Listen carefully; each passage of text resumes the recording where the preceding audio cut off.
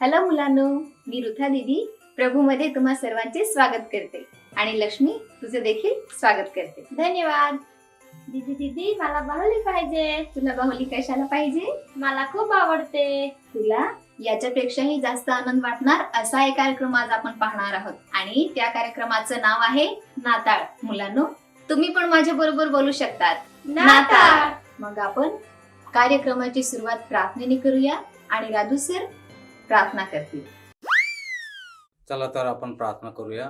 पवित्र पवित्र सर्वसमर्थ राजांचा राजा प्रभूया, आम्ही मान सन्मान आदर परमेश्वर पिता आम्ही आपणास देतो. आज CPC प्रोग्राम सुरू करत असताना दे बापा, लेकरांना, टीचरांना, सर्वांना तुझ्या कृपा अनुग्रहाद्वारे परमेश्वर पिता आशीर्वादित कर आणि हा कार्यक्रम विशेष आम्ही तुझ्या हाती देतो. लहानशी प्रार्थना उद्धार करता प्रभू येशूच्या नाव प्रार्थना करतो. आमेन.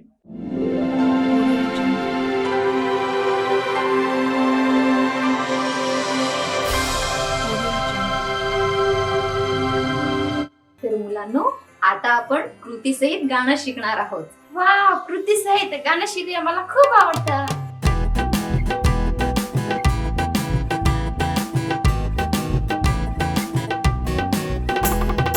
ईश जन्मला प्रभू ईश जन्मला, जगाला ताराया ईश जन्मला. ईश जन्मला प्रभू ईश जन्मला, जगाला ताराया ईश जन्मला.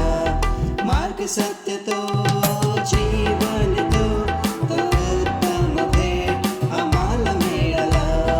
मार्ग सत्य तो जीवन तो उत्तम भेट आम्हाला मिळाला. ईश जन्मला प्रभू ईश जन्मला, जगाला ताराया ईश जन्मला. ईश जन्मला प्रभू ईश जन्मला, जगाला ताराया ईश जन्मला. आता आपण देव बापाचे वचन शिकणार आहोत आणि हना दीदी येतील आणि वचन शिकवतील. वाव, वचन. मी वचन पाठ करणार. हाय मुलांनो, कशी आहेस तुम्ही? मी तुम्हाला एक प्रश्न विचारते. तुम्हाला तुमच्या कुटुंबासोबत सुट्टीमध्ये कोणती गोष्ट करायला आवडते? मला माझ्या कुटुंबासोबत खूप गप्पा मारायचं आणि बाहेर फिरायचं हे सगळं गोष्ट करायला आवडते. वर्षाच्या ह्या कालावधीमध्ये जगभरातील हजारो कुटुंब नाताळ साजरा करतो आणि तुम्हाला माहीत आहे का, असे एक कुटुंब आहे ज्याचा भाग तुम्ही पण होऊ शकतो आणि तुम्ही पण नाताळ साजरा करू शकतो. मी हे वचन वाचत असताना तुम्ही बघा आणि तुम्ही ऐका हे कोणत्या कुटुंबाबद्दल मी सांगत आहे. ह्या कुटुंबाच्या सर्व माहिती आपल्याला देवाचे वचन म्हणजेच पवित्र शास्त्रामध्ये मिळू शकते. पवित्र शास्त्र देवाचे वचन जे आहे ते सत्य आहे आणि पवित्र शास्त्रामध्ये 2 भाग आहे, जुना करार आणि नवा करार. आजचे वचन आपण पाहूया नव्या करारातून, योहान शुभवर्तमानातून 1 अध्याय 12व्या वचनामध्ये. योहान 1 अध्याय 12व्या वचन. परंतु जितक्याने त्याचा स्वीकार केला तितक्याने म्हणजे त्याच्या नावावर विश्वास ठेवणाऱ्यांना त्याने देवाची मुलं होण्याचे अधिकार दिले. योहान 1:12. परंतु जितक्याने त्याचा स्वीकार केले तितक्याने म्हणजे त्याच्या नावावर विश्वास ठेवणाऱ्यांना त्याने देवाचे मुलं होण्याचे अधिकार दिले आहे. पवित्र शास्त्र म्हणजे सांगत आहे जितक्यानं म्हणजे तुम्हाला आणि मला हे अधिकार दिला आहे, हे पात्रता दिला आहे देवाने. जेव्हा आपण त्याच्या नावावर विश्वास ठेवतो ते आम्हाला अधिकार देतो त्याचे मुलं बनणे. आणि तुम्हाला पण हे अधिकार मिळू शकतो जेव्हा तुम्ही त्याच्या नावावर विश्वास ठेवले तर. कोणाच्या नावावर? देवाचे पुत्र येशू तुमच्यासाठी आणि माझ्या पापांसाठी हे पृथ्वीवर आले आणि त्याचे प्राण दिले आणि 3 दिवसानंतर ते जिवंत झाले. आणि हे जीवन परमेश्वरचे हे इच्छा आहे की तुम्ही आणि मी हे कुटुंबाचे भाग होऊ शकता. आणि जर तुम्ही कधी येशूच्या नावावर विश्वास ठेवले नसेल तर तुम्ही आज ठेवू शकतो आणि आज तुम्ही येशूचे कुटुंबाचे मुलं बनू शकतो. जर तुम्ही देवाचे मुलं आहेत तर तुम्ही त्याची स्तुती करू शकते आणि तुम्ही तुमच्या मित्रांना आणि त्याच्या कुटुंबांना हे खरं संदेश जे आहे तुम्ही सांगू शकते हे नाताळचे समय. ओके मुलांनो, आता आपण एक खेळ खेळून हे वचन बोलूया. जेव्हा हे व्हॉल्यूम वाढणार किंवा कमी होणार तसेच तुम्ही हे वचन सांगूया. योहान 1:12 परंतु जितक्याने त्याचा स्वीकार केला तितक्याने म्हणजे त्याच्या नावावर विश्वास ठेवणाऱ्यांना देवाचे मुलं होण्याचे अधिकार दिले. योहान 1:12 योहान 1:12 परंतु जितक्याने त्याचा स्वीकार केला तितक्याने म्हणजे त्याच्या नावावर विश्वास ठेवणाऱ्यांना त्याने देवाचे मुलं होण्याचे अधिकार दिले. योहान 1:12 योहान 1:12 परंतु जितक्याने त्याचा स्वीकार केला तितक्याने म्हणजे त्याच्या नावावर विश्वास ठेवणाऱ्यांना त्याने देवाचे मुलं होण्याचे अधिकार दिले. योहान 1:12 योहान 1:12 परंतु जितक्याने त्याचा स्वीकार केला तितक्याने म्हणजे त्याच्या नावावर विश्वास ठेवणाऱ्यांना देवाचे मुलं होण्याचे अधिकार दिले. योहान 1:12. आता आपण गोष्ट शिकणार आहोत. मुलांनो, तुम्हाला गोष्ट आवडते? लक्ष्मी, तुला गोष्ट आवडते? वाव, गोष्ट मला तर फार आवडते. दुसऱ्यांना सांगायला पण मला छान वाटेल.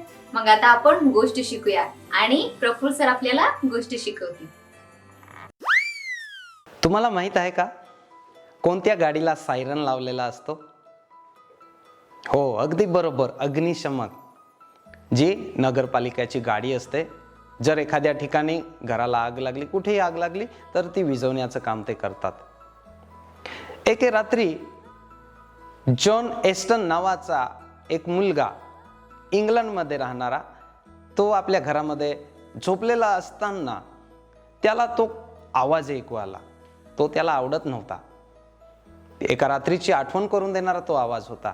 आणि जॉन एके रात्री झोपलेला असताना त्याला तो आवाज ऐकू आला आणि कसं तरी तो आवाज बंद करण्याचा प्रयत्न तो करत होता आणि उशी घेऊन आपल्या कानावर दाबून तो पुन्हा झोपण्याचा प्रयत्न करत होता. पण तसं काही झालं नाही. त्या सायरनचा आवाज अधिक वाढत वाढत वाढत वाढत जात होता आणि ती गाडी त्याच्या घराच्या जवळ येत होती. काय झालं माहिती आहे का?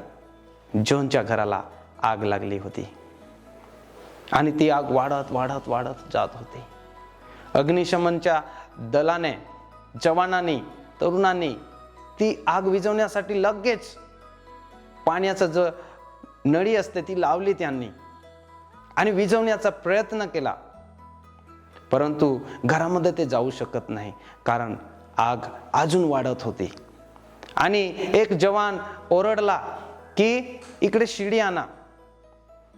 आणि त्यांनी वरच्या खिडकीकडे ती शिडी लावली आणि त्या जवानाने एक सुरक्षा कोट त्याने घातला आणि शिडीवर चढून तो घरामध्ये जाण्यासाठी प्रयत्न करत होता. त्याला असं वाटलं की कदाचित इथं जाणं सुरक्षित नाही, कोणी नाही इथं, पूर्ण धूर आहे आणि आग अजून वाढत आहे. अशा परिस्थितीमध्ये तो गडबडला आणि मागे रिटर्न, आता अजून खाली उतरायचा प्रयत्न करत होता. तेवढ्यात एका बाळाचा रडण्याचा आवाज आला, मम्मी, डॅडी. आणि तेवढ्यात त्याने लगेच मध्ये घरामध्ये उडी मारली आणि हळूहळू हळू सरकत सरकत त्या आगीपासून वाचता वाचता तो त्या रडण्याच्या आवाजाकडे जात होता. आणि पाहिलं तर काय, तिथं पलंगावर एक छोटा जॉन, एक बाळ त्याला दिसला आणि त्याला एका ब्लँकेटमध्ये गुंडाळून त्याने लवकर लवकर बाहेर काढला. पण दुःखाची गोष्ट, त्या जॉनच्या मम्मी पप्पांना, आई वडिलांना ते जवान वाचवू शकले नाही, कारण तोपर्यंत घर पूर्ण जळून गेलेलं होतं. आणि अशा परिस्थितीमध्ये जॉन एकटा राहिला. जॉनला अनाथ आश्रमामध्ये ठेवण्यात आलं. त्याला ते आवडत नव्हतं आणि जॉन 10 वर्षाचा असताना त्या आश्रमातून तो पळून गेला. इकडे जॉन एकटा रात्री तो रस्त्याच्या बाजूला झोपायचा आणि कसं तरी त्या थंडीच्या दिवसामध्ये शरीर गरम राहण्यासाठी उबदार अशा ठिकाणी राहण्याचा तो प्रयत्न करत होता. त्याची इच्छा होत होती, पण एकटा तो रोडच्या बाजूला झोपायचा, रस्त्याच्या बाजूला झोपायचा. आणि आता जॉन एकटा राहिला. बऱ्याच वेळेस भूकसाठी त्याने लोकांकडे भीक मागितली. भीक मागून तो खाऊ लागला. कसं तरी तो पोट भरत होता. कधी कधी तो चोरी देखील करायचा. कदाचित तुम्हाला पण असं वाटत असेल, चोरी करणं, खोटं बोलणं हे चुकीचं नाही, हे चुकीचं आहे, हे पाप आहे. पाप म्हणजे अशी गोष्ट जी देवाला आवडत नाही. जे वाईट ऐकणं, वाईट बोलणं, वाईट कृती करणं. पवित्र शास्त्र आपल्याला काय सांगतं ते आपण बघूया.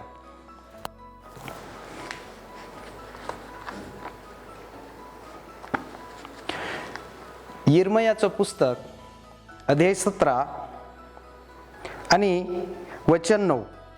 हृदय सर्वात कपटी आहे, ते असाध्य रोगाने ग्रस्त आहे. हृदय, आपले जे हृदय आहे ते असाध्य रोगाने म्हणजेच वाईट गोष्टींनी भरलेले आहे, ग्रस्त आहे. जे मी सांगितलं पाप, अशा पापाने भरलेलं हृदय आहे. बऱ्याच वेळेस आपल्याकडून कळत न कळत चूक होऊन जाते.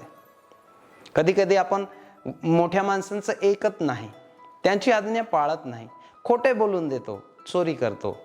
हे पाप आहे आणि पापाची शिक्षा आहे मरण, जिवंत देवापासून नेहमीच वेगळे होणे. आणि जॉन कधी कधी चोरी करून पोट भरायचा, पण कधीही तो कोणाला सापडला नाही चोरी करताना.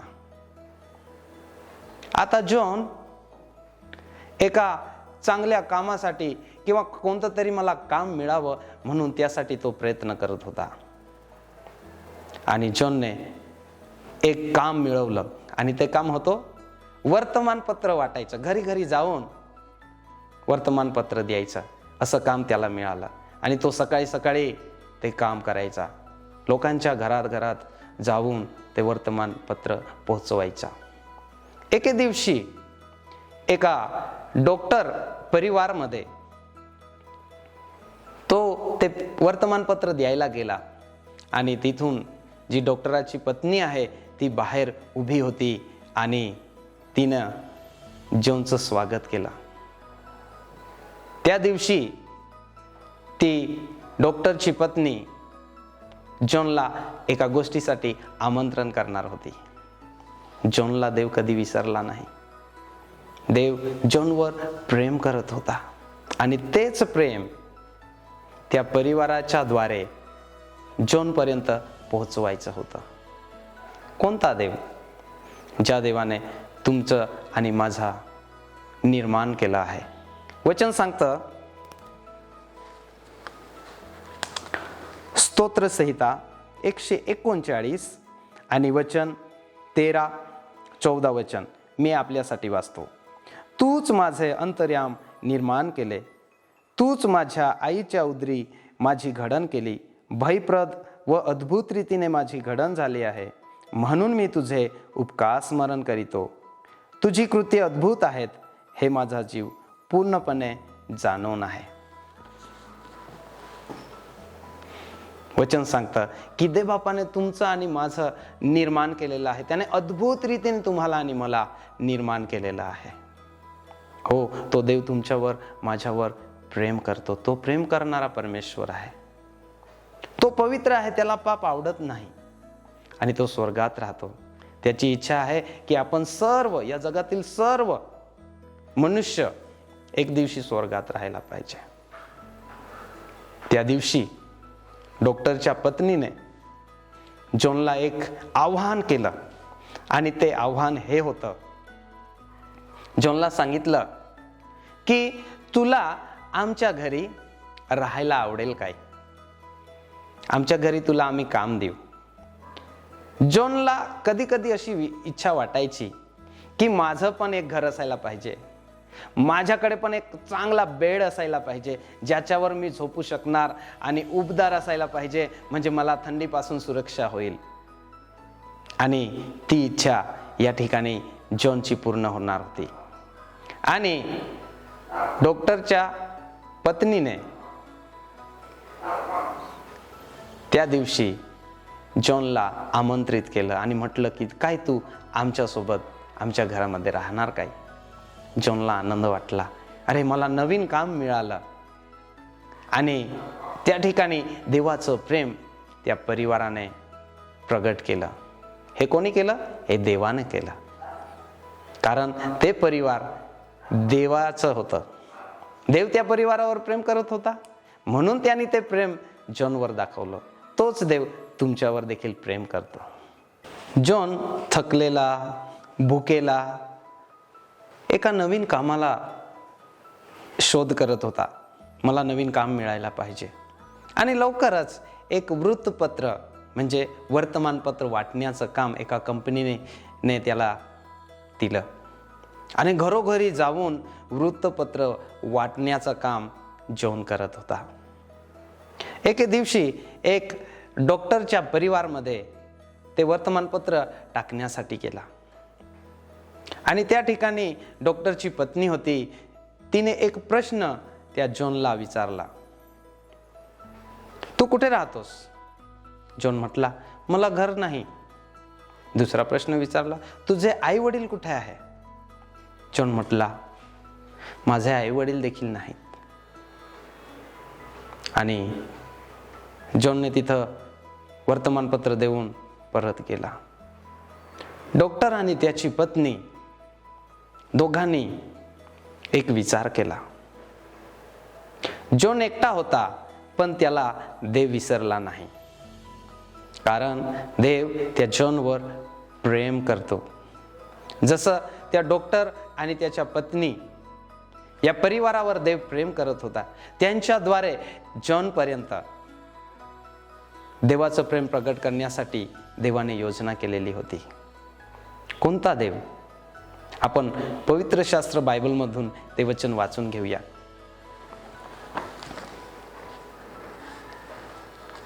स्तोत्रसंहिता 139 13 आणि 14 वचन.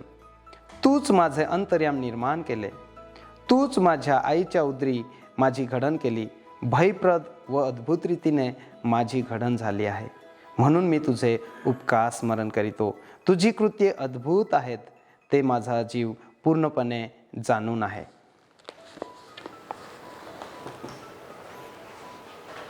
या ठिकाणी वचन सांगतं की देवाने तुमची आणि माझी निर्मिती केलेली आहे. तो निर्माण करणारा देव आहे. अद्भुत रीतीने तुम्हाला मला निर्माण केलेलं आहे. सर्व सृष्टी त्याने निर्माण केलेली आहे. तो तुमच्यावर आणि माझ्यावर प्रेम करतो. तो पवित्र आहे, त्याला पाप आवडत नाही आणि तो स्वर्गात राहतो. त्याची इच्छा आहे की तुम्ही आणि मी एक दिवशी स्वर्गात राहायला पाहिजे. दुसऱ्या दिवशी जॉन ते वर्तमानपत्र वाटण्यासाठी आला. त्या दिवशी त्या डॉक्टरची पत्नी त्याची वाट बघत होती. पण या दिवशी तिच्याकडे एक प्रश्न होता. आणि तो प्रश्न हा होता, जेव्हा जॉन त्या ठिकाणी आला तेव्हा तो प्रश्न तिने विचारला, जॉन, तुला आमच्यासोबत राहायला आवडेल काय?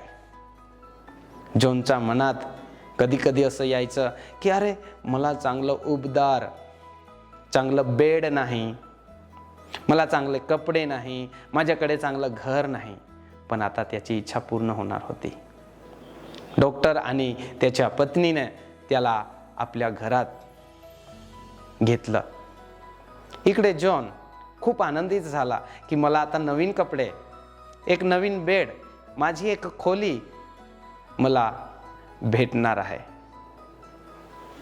आणि जॉन आनंदित होता आणि त्याने म्हटलं की हो, मी इथं राहायला तयार आहे. आणि जॉनला त्या ठिकाणी काय काम भेटलं माहिती आहे का?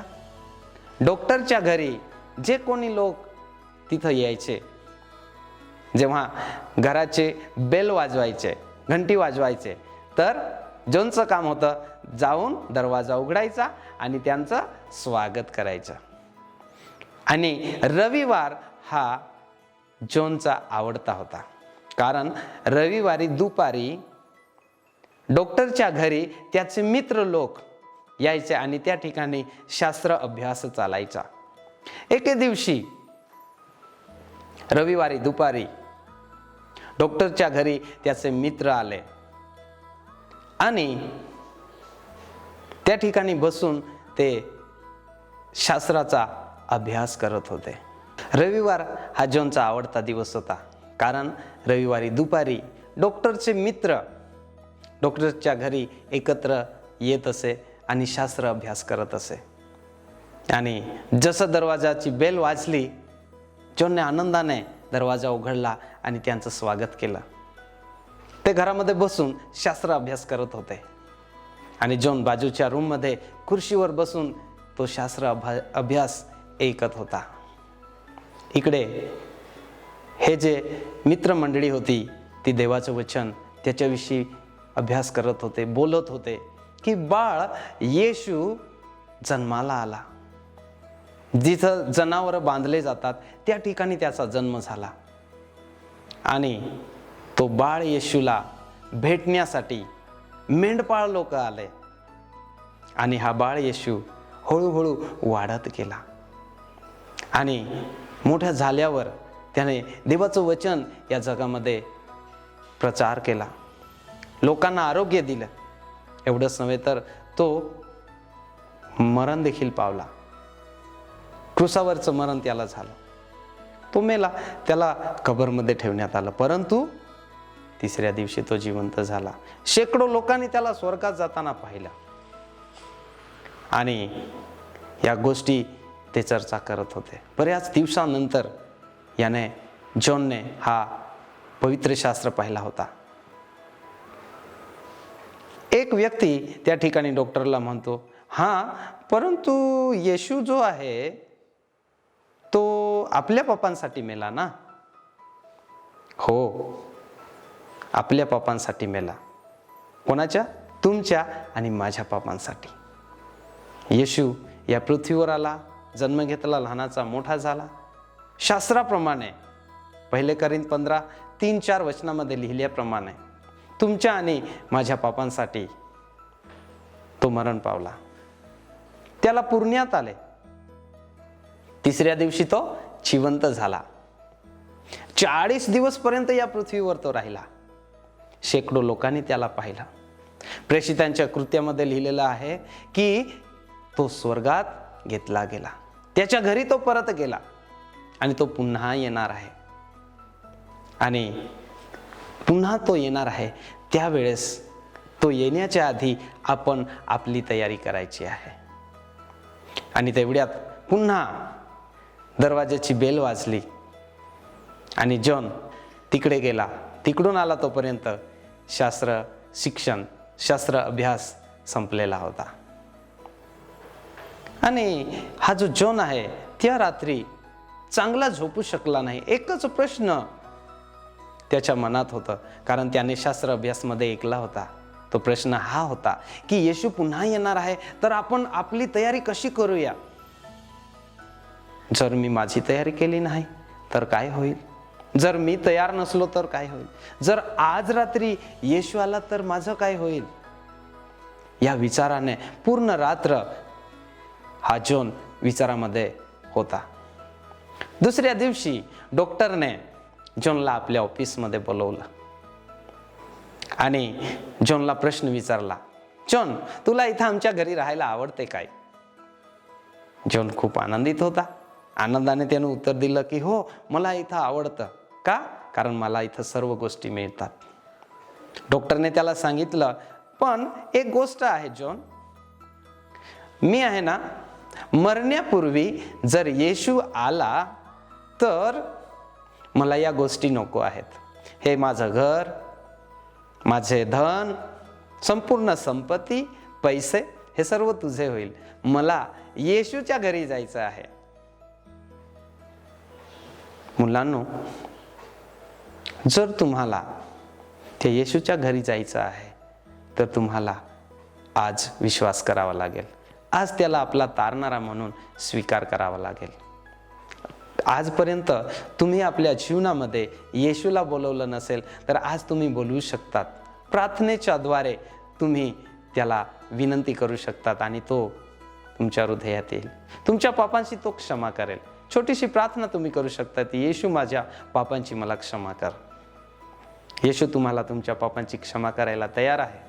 जर तुमच्या पापांची क्षमा झाली तर तुम्ही एक दिवशी परत येणाऱ्या येशूसोबत त्याच्या घरात राहू शकतात. जॉनला डॉक्टर म्हणतात की ही सर्व संपत्ती तुझी होईल, मला ही संपत्ती नको आहे. पण जॉन आहे त्या जॉनने असा विचार केला. डॉक्टर त्याचं संपूर्ण संपत्ती सोडायला तयार आहेत. कशासाठी? इथं इतकं चांगलं आहे, सर्व गोष्टी आहेत, तरी देखील हे सगळं नको आहे. काय आहे नेमकं?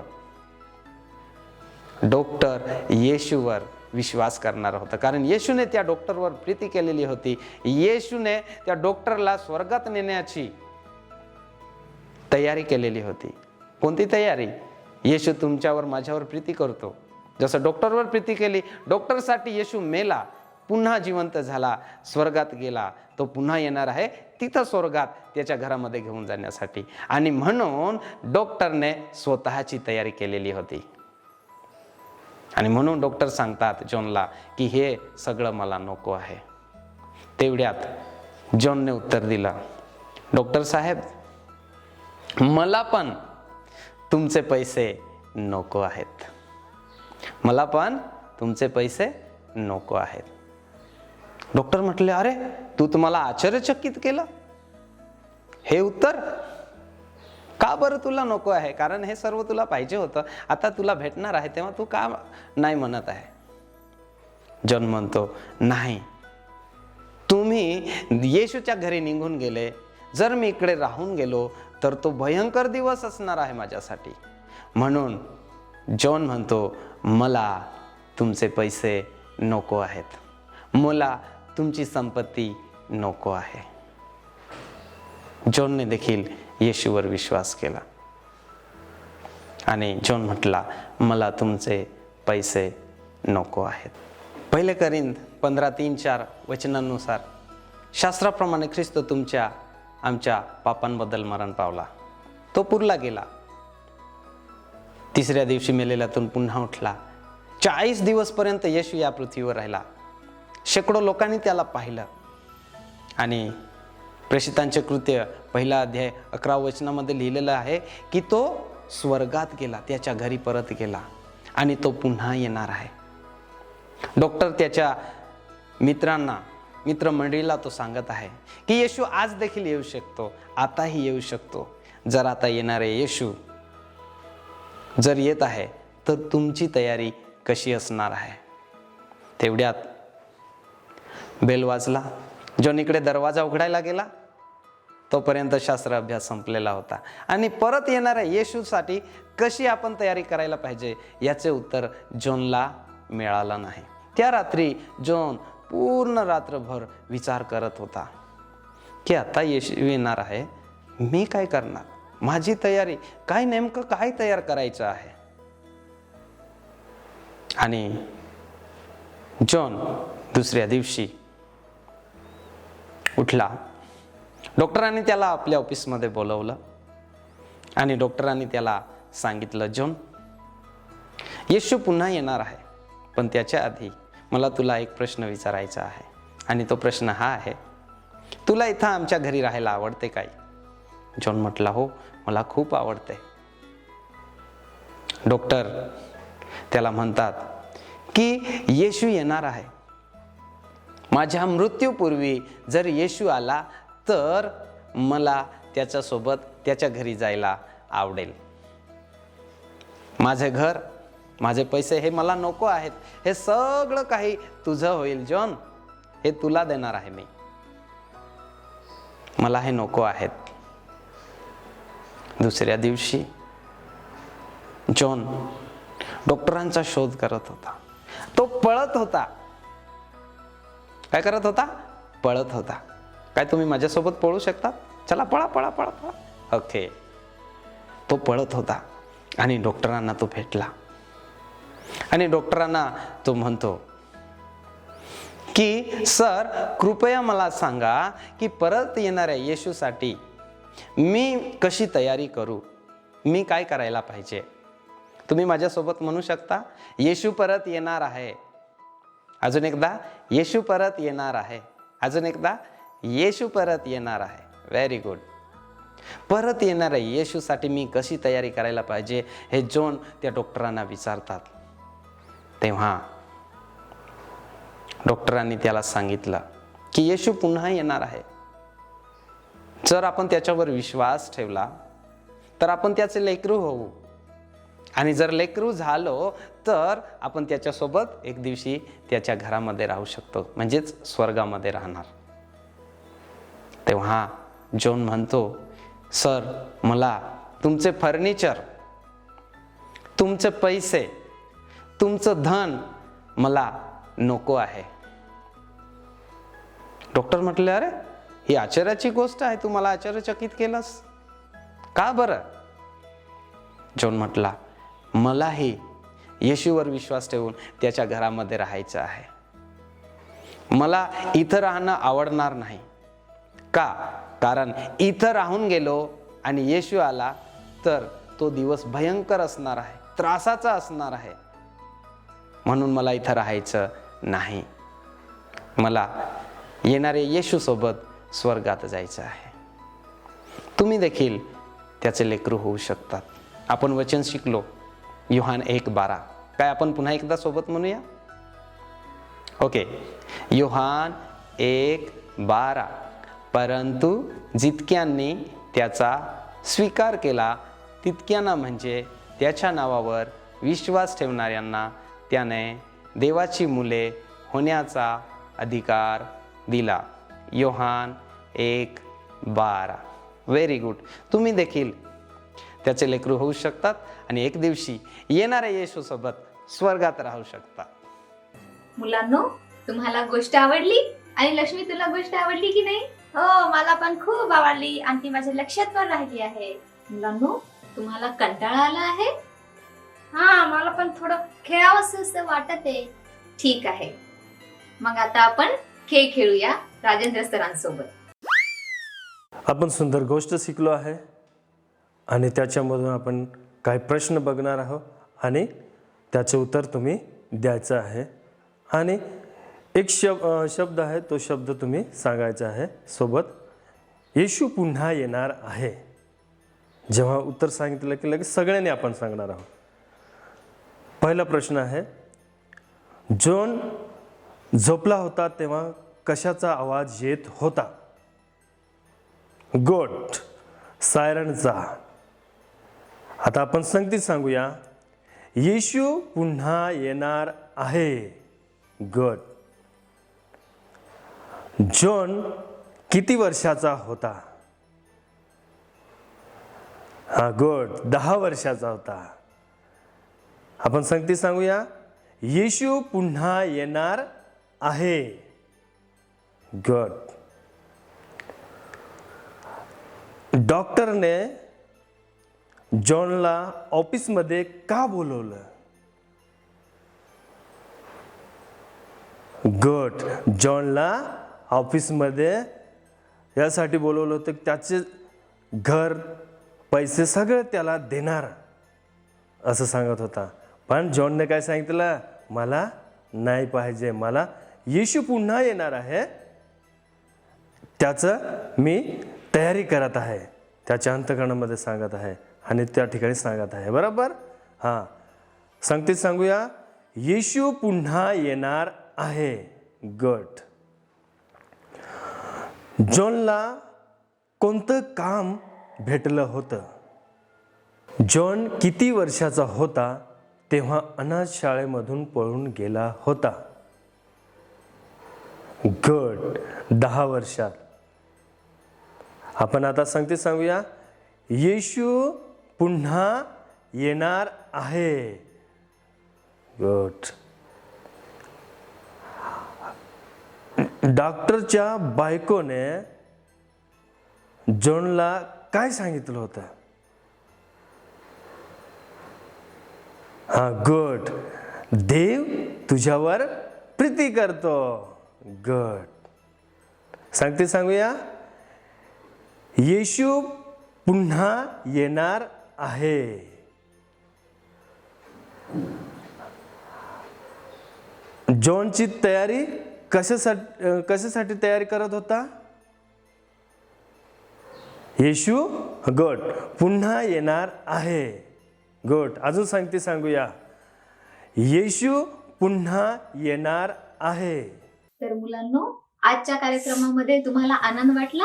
लक्ष्मी? मला तर फार आनंद वाटला. गाणं, गोष्ट, वचन, खेळ, इतर गोष्टी देखील मला बघायला खूप छान वाटलं. जशी मी माझ्या बाहुलीसोबत मी खेळते आणि मला आनंद वाटतं, त्याच्यापेक्षा मला या गोष्टी बघायला मध्ये फार आनंद वाटला. मुलांनो, खेळ खेळताना तुम्हाला मजा आली? तुम्हा सर्वांनी जसं तुमचं जीवन येशूदेव बाप्पाच्या हातामध्ये दिलं आहे, अशा अनेक काही गोष्टी आहेत त्या आपल्याला सचिन सर शिकवणार आहेत. त्यांच्यासोबत आपण शिकूया. वाव, अजून शिकवणार? मला तर फार आवडते शिकायला.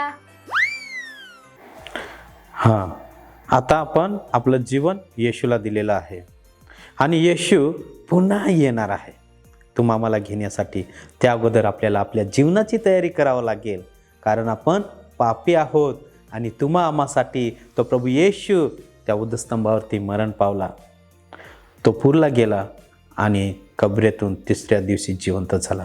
तो स्वर्गात आहे आणि तो पुन्हा येण्या अगोदर आपल्याला काय करावं लागेल? आपलं जीवन येशूच्या हातामध्ये सोपावं लागेल, कारण आपण चांगलं जीवन जगायला पाहिजे, आपले पापांची क्षमा व्हायला पाहिजे. यासाठी आज आपण आपलं जीवन येशूला दिलं आहे.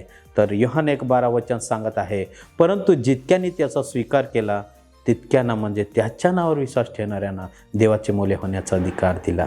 सुंदर वचन आपण पाठ पण केलं आहे. आज जर आपण आपलं जीवन येशूच्या हातात दिलं, आज आपण देवाचं मोल होऊ शकतो, कारण तो प्रभू येशू पुन्हा येणार आहे, तो तुम्हाला आणि मला घेण्यासाठी. त्यासाठी आपण काय करायचं आहे? तयारी करायचं आहे. आजच्या कार्यक्रमामध्ये देवबापाने आपल्याला मदत केली आहे आणि आपण सर्व मिळून देवबापाचे आभार मानूया. राजू सर प्रार्थनेमध्ये देवबापाचे आभार मानतील आणि आपण देखील देवबापाचे आभार मानूया. चला तर आपण देवबापाचे आभार मानूया, प्रार्थना करूया. पवित्र महाराजांचा राजा प्रभू, आम्ही स्तुती करतो, धन्यवाद देतो. विशेष CPC प्रोग्राम देवबापा चालवण्यासाठी विशेष देवबापा तू आमचं संगती राहिलास आणि संपूर्ण दिवसाची देवबापा आम्हाला सांभाळलं, आशीर्वाद केलं, म्हणून आम्ही धन्यवाद देतो बापा. विशेष जे शिकलो आहे ते मनात राहण्यासाठी देवबापा लेकरांना विशेष देवबापा तुझ्या हाती घे आणि त्यांना तुझं पवित्र आत्म्याने देवबापा तू चालव. आणि विशेष देवबापा जे काही कार्यक्रम केलं त्यामध्ये आमच्या संगती राहिलास आणि आशीर्वाद केलं, म्हणून धन्यवाद देतो बापा, आभार मानतो. आजचं वेळ समय सर्व काही आम्ही तुझ्या हाती देतो. लहानशी प्रार्थना उद्धार करता प्रभू येशूचं नाव प्रार्थना करतो, आमेन. देवबापाची स्तुती असो. देवबापाने या कार्यक्रमामध्ये खूप काही गोष्टी आपल्याला शिकवल्या आहेत आणि त्या गोष्टी तुम्ही इतरांना देखील सांगा. आपण पुन्हा भेटूया. टाटा.